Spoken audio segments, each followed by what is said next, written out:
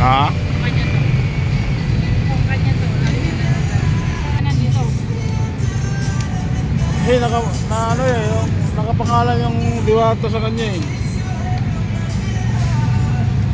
Sarap niya, no? Magkano yung mga ganyan? 160 po ata, 140. Yung kumakain manager natin. Ha? Yung kumakain manager natin.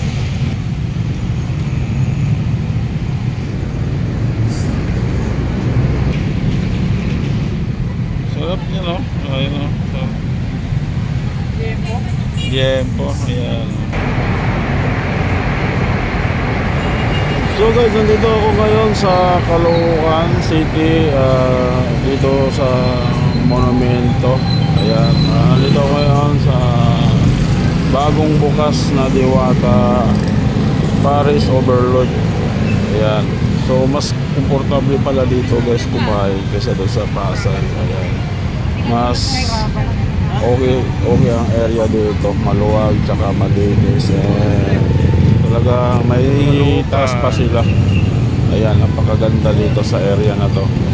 Dito lang yan sa Caloocan Monumento Circle. Ayan, okay guys, bye.